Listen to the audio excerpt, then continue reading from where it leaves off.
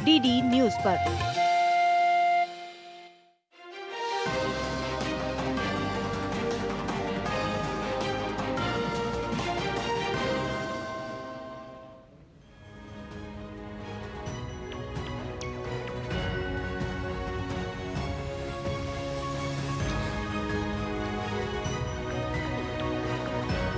नमस्कार, स्वागत है आप सभी का। आप देख रहे हैं समाचार। शुरुआत करते हैं हेडलाइन से।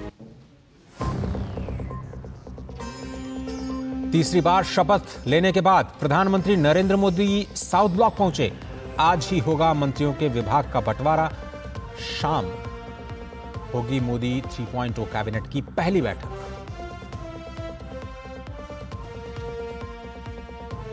प्रधानमंत्री नरेंद्र मोदी के साथ अमित शाह, राजनाथ सिंह, नितिन गडकरी, जेपी नड्डा, शिवराज सिंह चौहान सहित 30 कैबिनेट, 5 स्वतंत्र प्रभार और 36 राज्य मंत्रियों ने ली शपथ। कई नए चेहरों को भी मिली कैबिनेट में जगह।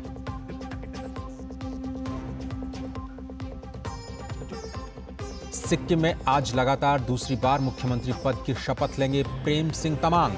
क्रांतिकारी मोर्चा को 32 में से 31 सीटों पर मिली है शानदार जीत।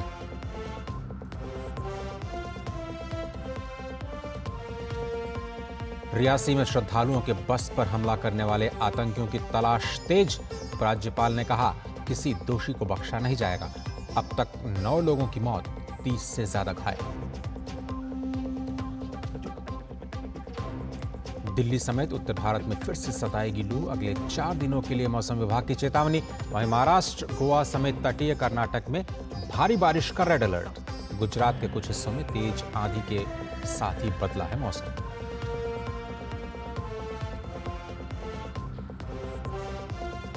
और T20 वर्ल्ड कप के रोमांचक मैच में भारत की जीत पर देश भर में जश्न। बुमराह और पांड्या की गेंदबाजी ने आखिरी समय में पलटी बाजी।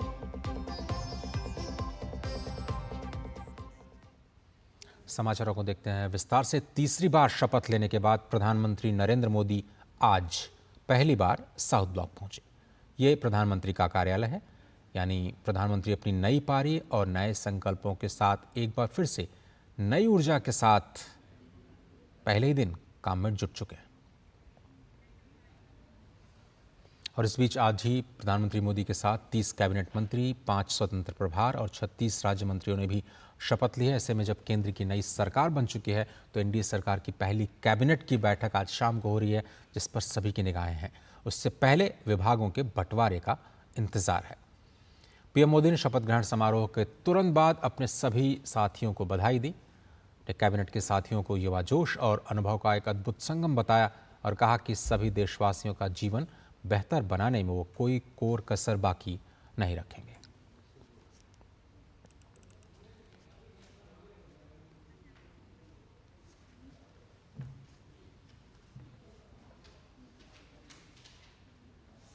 नेपाल के प्रधानमंत्री पुष्प कमल दहल ने प्रधानमंत्री नरेंद्र मोदी से मुलाकात की है। बैठक में दोनों देशों के बीच द्विपक्षीय संबंधों को मजबूत करने पर प्रतिबद्धता जताई गई। अपने सोशल मीडिया प्लेटफॉर्म एक्स पर पोस्ट करके प्रधानमंत्री पुष्प कमल दहल ने बैठक की जानकारी दी है। नेपाल के प्रधानमंत्री ने प्रधानमंत्री नरेंद्र मोदी को लगातार तीसरी कार्यकाल के लिए बधाई दी। बैठक में भारत नेपाल के बीच बहुमुखी संबंधों को और आगे बढ़ाने की रणनीतियों पर चर्चा की गई। नेपाल के प्रधानमंत्री राष्ट्रपति भवन में हुए शपथ ग्रहण समारोह में शामिल होने वाले विशिष्ट अतिथियों में एक थे। उनके अलावा श्रीलंका के राष्ट्रपति रानिल विक्रमसिंघे, मॉरिशस के प्रधानमंत्री प्रवीण जगन्नाथ, बांग्लादेश के प्रधानमंत्री शेख हसीना और मालदीव के राष्ट्रपति मोहम्मद मुइज़्ज़ू भी शपथ ग्रहण समारोह का हिस्सा बने थे।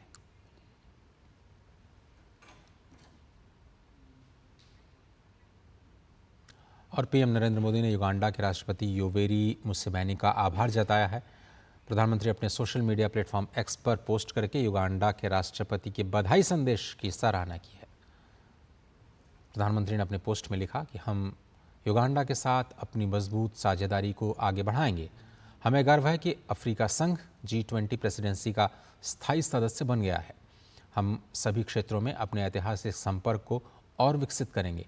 इससे पहले युगांडा के राष्ट्रपति ने प्रधानमंत्री को तीसरी बार प्रधानमंत्री बनने के लिए शुभकामनाएं दी थी। युगांडा के राष्ट्रपति ने कहा था कि अफ्रीका के लोग भारतीयों के साथ समान आकांक्षाएं और लक्ष्य साझा करते हैं।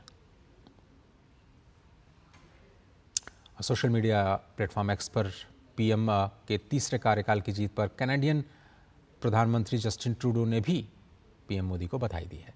उनके बधाई संदेश पर पीएम मोदी ने धन्यवाद लिखा और उनकी बधाई संदेश के लिए उनको धन्यवाद प्रेषित किया। और भारत अपनी आपसी समझ और एक दूसरे की चिंताओं के प्रति सम्मान के आधार पर कनाडा के साथ काम करने को उत्सुक है, ये प्रधानमंत्री ने सोशल मीडिया पर अपना जवाब लिखा है। ओडिशा के मुख्यमंत्री नवीन पटनायक ने प्रधानमंत्री नरेंद्र मोदी को तीसरी बार प्रधानमंत्री बनने के लिए बधाई दी है। नवीन पटनायक ने सोशल मीडिया प्लेटफॉर्म एक्स पर अपनी पोस्ट में लिखा, प्रधानमंत्री नरेंद्र मोदी का रिकॉर्ड लगातार तीसरी बार भारत के प्रधानमंत्री के रूप में शपथ लेने पर बधाई। आपके सफल कार्यकाल के लिए शुभकामनाएं और लोगों की आकांक्षाओं को पूरा करने में आपकी टीम को शुभकामनाएं। आपके नेतृत्व में हमारा प्यारा देश विकास की नई ऊंचाइयों को छुए।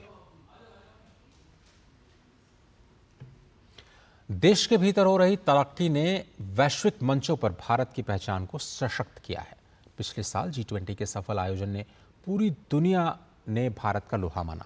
यूक्रेन रूस युद्ध से दो धड़ों में बटे विश्व को G20 के शिखर सम्मेलन में साथ लाना और साझा घोषणा पत्र जारी करवाना ये भारत की बड़ी उपलब्धि रही। भारत आइसोलेशन में नहीं जी सकता। वैश्विक परिवेश में भारत की भूमिका दिनों दिन बहुत बढ़ती चली जा रही है। 2014 में जब एनडीए की सरकार बनी, पूरे विश्व में उसी एक पल से एक नया जिज्ञासा पैदा हुई, थोड़ी आशा के संकेत उनको नजर आए और फिर उस बदलाव बहुत बड़ा तेजी से आया। और पिछले 10 वर्ष में भारत ने जिन कामों को बढ़ लिया है, आज भारत की छवि विश्व बंधु की बन चुकी है। दोस्तों, विश्व हमें एक बंधु के रूप में स्वीकार कर रहा है और जब दुनिया हमें विश्व बंधु के रूप में स्वीकारती है तो हमारी वैश्विक जिम्मेवारियों को भी हमने हमारे आने वाले रोड मैप में महत्व देना ही होगा। और भारत की सफल विदेश नीति ने अच्छे परिणाम भी दिए हैं। हमने हर संकट को उस प्रकार से हैंडल किया जिस प्रकार से मानवीय मूल्यों को हमने प्राथमिकता दी। उसका परिणाम है कि सामान्य मानवी के मन में ये विश्व बंधु वाला भाव बहुत मजबूत हुआ और भारत का सेवा भाव का जो कैरेक्टर है उसको विश्व ने पहचाना है। चाहे यूक्रेन का संकट हो, चाहे अफगानिस्तान का संकट हो, हर हमारे लोगों को बचाना हो, हमने किसी भी में हमने कोई कमी नहीं रखी है। और साथियों, ये क्षमता के कारण भारत में निवेश की संभावनाएं बहुत बढ़ने वाली है। मैं राज्यों से भी कहूंगा कि आप प्रगतिशील नीतियां बनाकर रेडी रहिए। विश्व आज आपके दरवाजे पर दस्तक दे रहा है। देश के भीतर हो रही तरक्की ने वैश्विक मंचों पर भारत की पहचान को सशक्त किया। पिछले साल G20 के सफल आयोजन ने विश्व के देशों ने भारत का लोहा माना। यूक्रेन रूस युद्धों से दो धड़ों में बटे विश्व को G20 के शिखर सम्मेलन में साथ लाना और साझा घोषणा पत्र जारी करवा लेना यह भारत की बड़ी उपलब्धि है। शिखर सम्मेलन के दौरान जिस प्रकार से ग्लोबल साउथ को प्राथमिकता दी गई, उसने विश्व में विकासशील देशों के लिए एक नई धारा को खोलने का काम किया। इस दौरान भारत मध्य पूर्व यूरोप आर्थिक गलियारे को भी अमली जामा पहनाया गया, जो दुनिया में विस्तारवादी नीतियों के लिए विख्यात कुछ देशों के लिए एक कड़ा संदेश था। पीएम मोदी बहुपक्षीय या द्विपक्षीय कार्यक्रमों में हिस्सा लेने के लिए जब भी विदेशी दौरे पर रहे, यह दुनिया में सुर्खियां बटोरने वाला रहा। उन्होंने विदेश दौरों पर भारतीयों के साथ संवाद का जो सिलसिला शुरू किया, उसने भारत और भारतीयता के आत्मसम्मान को नई ऊंचाई प्रदान की। आज भारत की ताकत का लोहा दुनिया के देश मानते हैं और उन्हें अपना बॉस कहकर संबोधित करते हैं।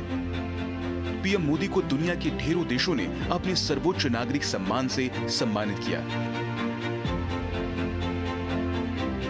यहाँ तक कि जब उन्होंने 21 जून को अंतर्राष्ट्रीय योग दिवस मनाने का प्रस्ताव रखा तो सभी ने उसे सहर्ष स्वीकार किया।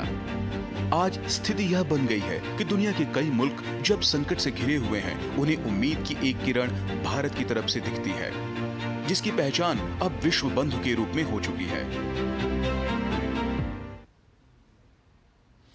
जम्मू कश्मीर के रियासी जिले में तीर्थयात्रियों की बस पर हुए आतंकी हमले की अब जांच एनआईए को सौंपी जा सकती है। इस हमले में 9 लोग मारे गए हैं जबकि 33 घायल हैं। इस आतंकी हमले के बाद सर्च अभियान के जरिए हमलावरों की तलाश तेज कर दी गई है। उपराज्यपाल ने कहा है कि किसी भी दोषी को बख्शा नहीं जाएगा। खुद कल प्रधानमंत्री नरेंद्र मोदी ने भी इस हमले की कड़े शब्दों में निंदा की थी। उन्होंने उपराज्यपाल मनोज सिन्हा से इस हमले के बारे में पूरी जानकारी फ़ोन पर ली है और स्थिति पर लगातार नज़र रखने के निर्देश दिए हैं।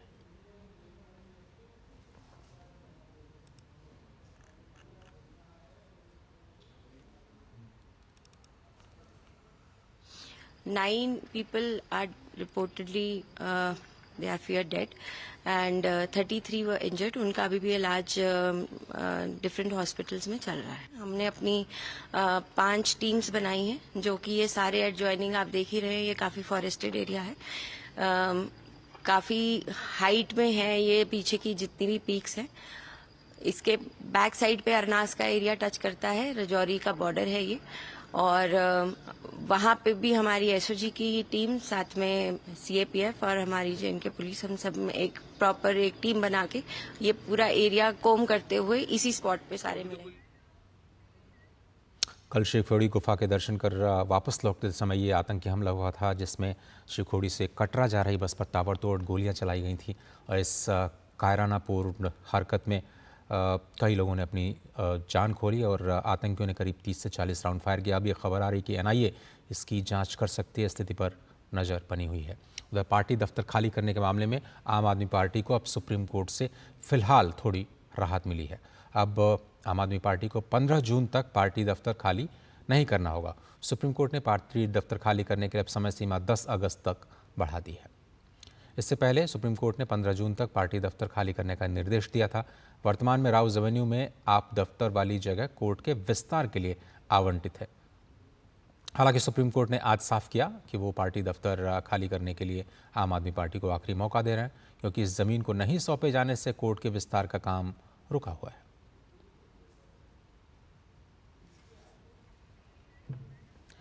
महाराष्ट्र के मुख्यमंत्री और शिवसेना प्रमुख एकनाथ शिंदे आज शाम सभी पार्टी सांसदों और विधायकों के साथ बैठक करेंगे। सभी विधायकों के साथ ये बैठक शाम 6 बजे और सांसदों के साथ 7 बजे वर्षा बंगले में होगी। कहा जा रहा है कि बैठक में लोकसभा चुनाव के नतीजों पर चर्चा होगी। साथ ही आने वाले विधानसभा चुनाव और राज्य मंत्रिमंडल के विस्तार पर भी विचार विमर्श किया जा सकता है। 26 जून से राज्य के विधानमंडल का मानसून सत्र शुरू होगा। उससे पहले कैबिनेट का विस्तार भी संभव है। सिक्किम क्रांतिकारी मोर्चा के नेता प्रेम सिंह तमांग आज लगातार दूसरी बार सिक्किम के मुख्यमंत्री पद की शपथ लेंगे। प्रेम सिंह तमांग आज शाम करीब 4 बजे मुख्यमंत्री पद की शपथ लेंगे। राजधानी गैंगटोक में राज्यपाल लक्ष्मण प्रसाद आचार्य प्रेम सिंह तमांग और उनके मंत्रिपरिषद को पद और गोपनीयता की शपथ दिलाएंगे। हाल ही में संपन्न हुए सिक्किम विधानसभा चुनाव में एसकेएम को बड़ी जीत हासिल हुई थी। पार्टी ने 32 में से 31 सीटों पर एक तरफा जीत हासिल की। वहीं एक सीट सिक्किम डेमोक्रेटिक फ्रंट यानी एसटीएफ के खाते में गई है।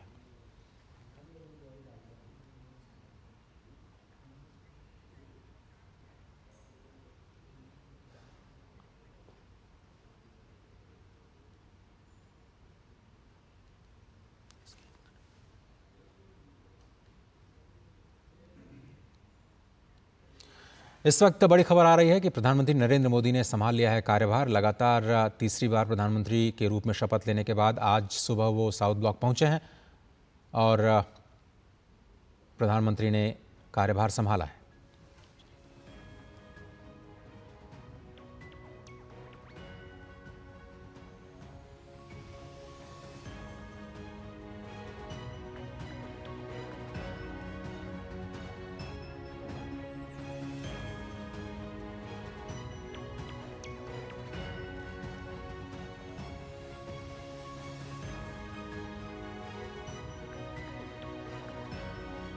और बड़ी खबर आ रही है, सरकार गठन के बाद पहली बड़ी खबर आ रही है, प्रधानमंत्री मोदी ने अपना पहला फैसला ले लिया है और पहला ही जो फैसला है वो किसानों से जुड़ा हुआ है।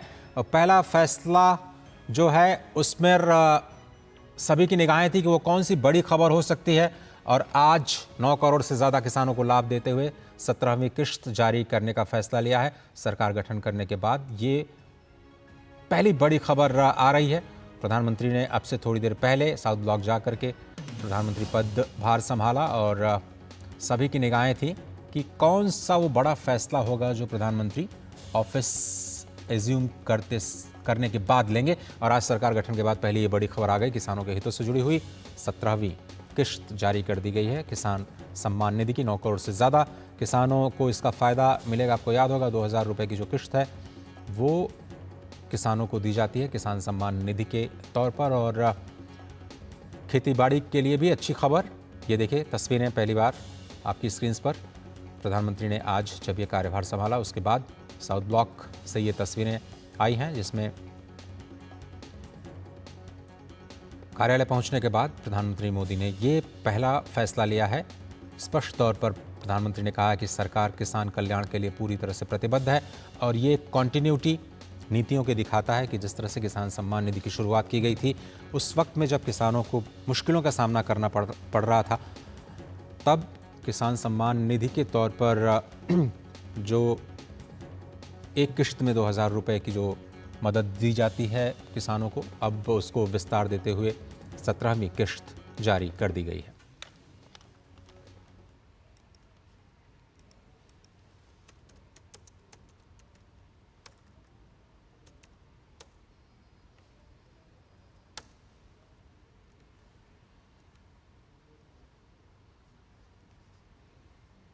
तो ये तस्वीरें आप देख रहे हैं,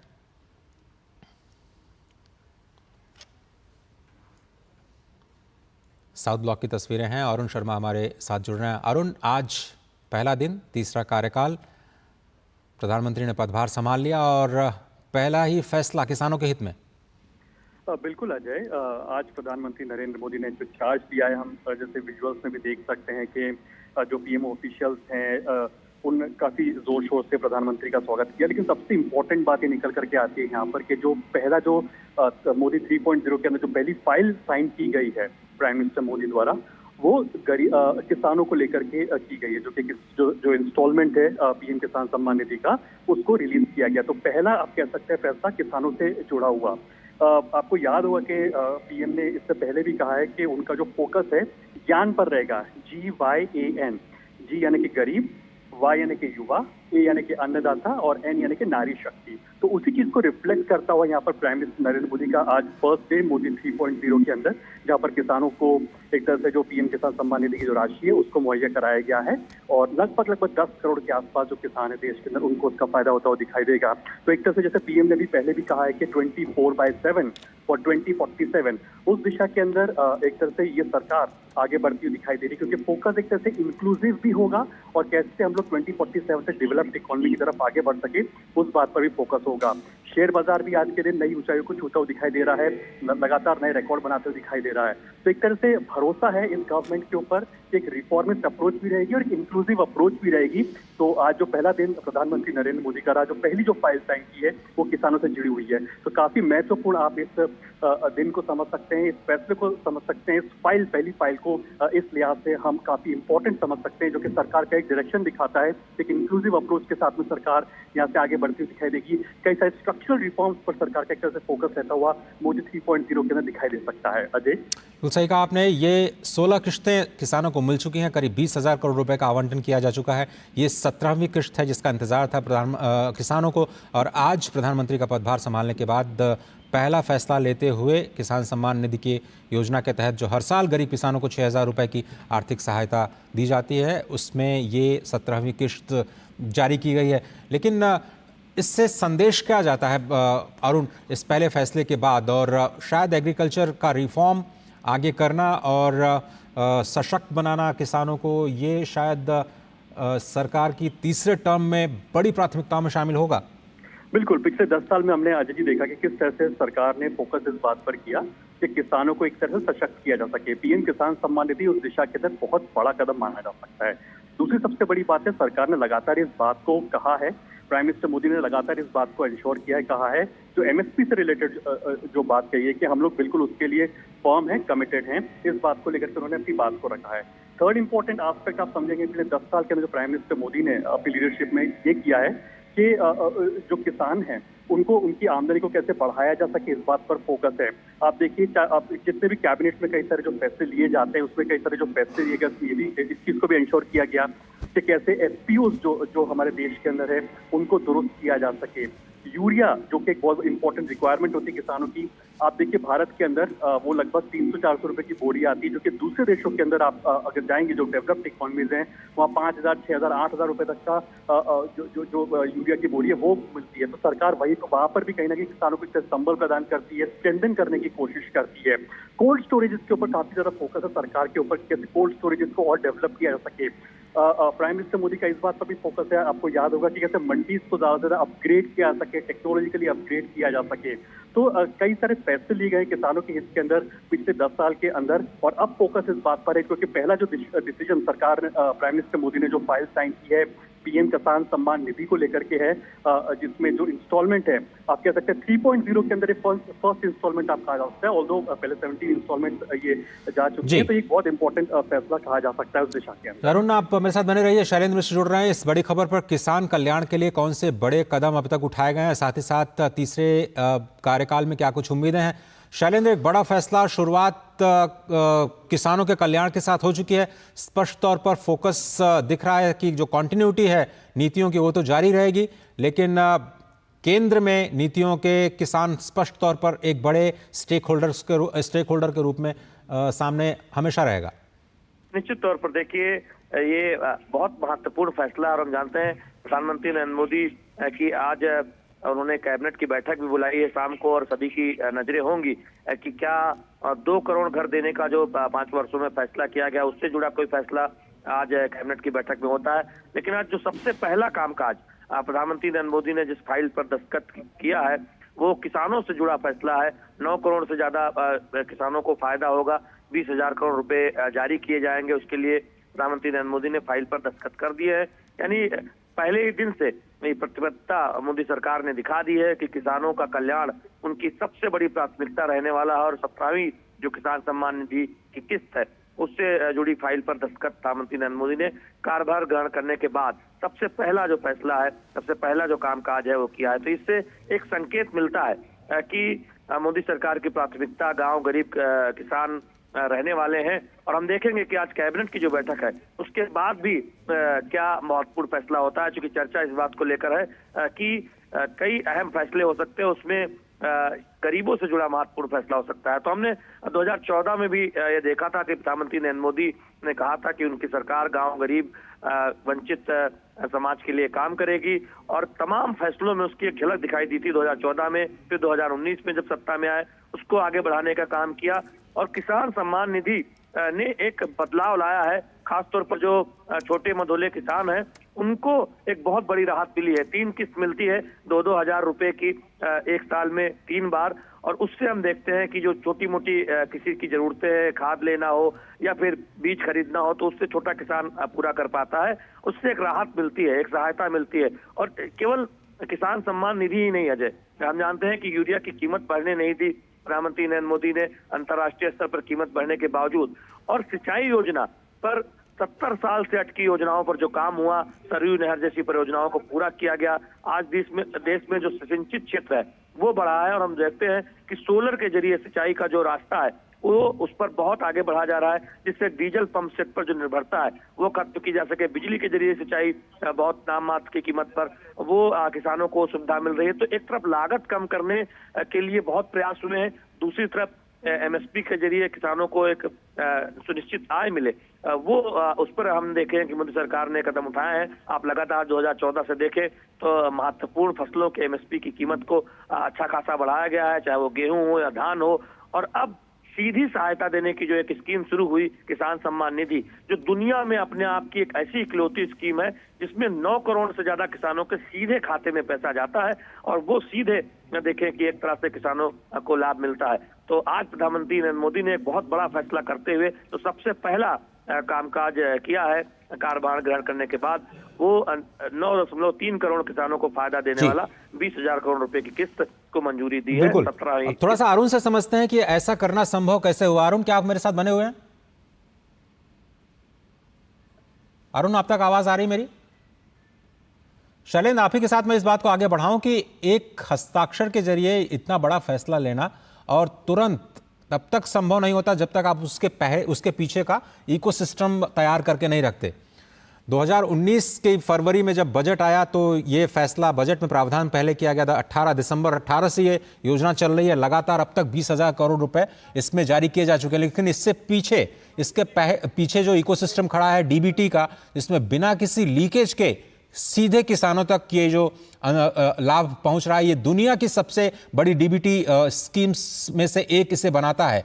तो ये जो इकोसिस्टम है वो भी काफी इंपॉर्टेंट है कि उसके बनने के बाद केवल आप एक हस्ताक्षर से इतना बड़ा फैसला ले सकते हैं। देखिए, दो बातें हैं अजय। हमने देखा है कि किसानों के कल्याण के लिए तमाम दावे पहले भी किए जाते रहे हैं। जब 10-20 साल में कुछ हजार करोड़ की कर्ज माफी, वो भी कुछ चुनिंदा किसानों को मिलती थी, उसमें बहुत उसके राजनीतिक लाभ लेने की कोशिश होते थे। लेकिन आप देखिए, मोदी सरकार ने कितने शानदार तरीके से वो डिजिटल इंफ्रास्ट्रक्चर बनाकर किसान सम्मान निधि को आगे बढ़ाने का काम किया, और जिसमें हर वर्ष हम देखते हैं कि जो लाभार्थी किसान हैं उनके खाते में 6,000 रुपये आता है। 20,000 करोड़ रुपए की 17वीं किस्त है। तो आप समझ सकते हैं कि जब से योजना शुरू हुई है कितने हजार करोड़ का लाभ पहुंच चुका है। जी शैलेंद्र, मेरे पास वक्त इतना ही है। बहुत बहुत धन्यवाद वक्त निकालने के। और अंतरिम बजट में आप देखें तो 60,000 करोड़ रुपए की व्यवस्था भी की गई थी। आने वाले बजट में देखना होगा कि इस सम्मान निधि का दायरा कितना बढ़ता है। लेकिन बड़ी खबर किसानों के लिए यही कि उनकी 17वीं किस्त पहली बार जारी कर दी गई है, इस साल की पहली किस्त। और आप समझें कि यह पहला फैसला एनडीए सरकार के तीसरे कार्यकाल में प्रधानमंत्री ने ऑफिस रिज्यूम करने के तुरंत बाद लिया। और फिलहाल इस बुलेटिन में सिर्फ इतना ही। पूरी टीम को दीजिए इजाजत। नमस्कार।